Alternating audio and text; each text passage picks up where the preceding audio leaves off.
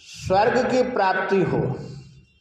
वैसे तो नहीं करोगे तो स्वर्ग का प्रलोभन दिया जाता है, लोभ, तो लोभ बस तो करोगे, नहीं तो नरक ही दिया जाएगा। भय बस, कोई भजन करता है भय बस या सहज में, भजन नहीं करोगे, अच्छे कर्म नहीं करोगे तो नरक का दंड मिलेगा, और अच्छे कर्म करोगे, अच्छे भाव रखोगे तो स्वर्ग मिलेगा। तो स्वर्ग का प्रलोभन देकर जो कर्मों का विधान किया गया है, तो वह अज्ञानी पुरुषों को कर्म में प्रवृत्त कराने के लिए है। जो अज्ञानी है उनको स्वर्ग का प्रलोभन दे करके अच्छे कर्म कराते हैं।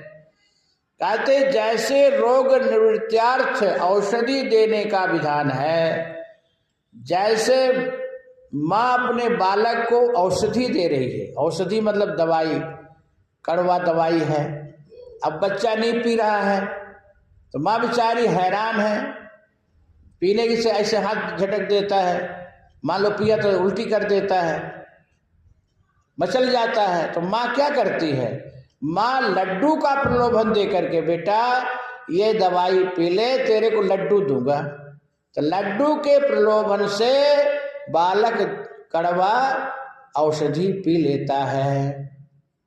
उसी प्रकार से अज्ञानी भी बालक के सरीखे होते हैं, तो अज्ञानियों को भी स्वर्ग का प्रलोभन दे करके अच्छे कर्म पर लगाया जाता है। तो यहाँ अरे गुड्डीची पीव वत्स, मतलब ये औषधि पिए बेटा, पी लेगा तो खंड लड्डू कात्रम ते दास्यामि, तेरे को मैं लड्डू खाने के लिए दूंगा। तो बेटा लड्डू के लिए कड़वा औषधि पी लेता है। तो ऐसे ही देखो सकाम और निष्काम कर्म होता है। सकाम मतलब कामना है आपके अंदर और वो आपको चीज मिलेगा, और फिर उस सकाम से फल मिला और उसमें आप बंध गए। निष्काम कर्म करते हैं तो फिर उसमें आपका बंधन नहीं है।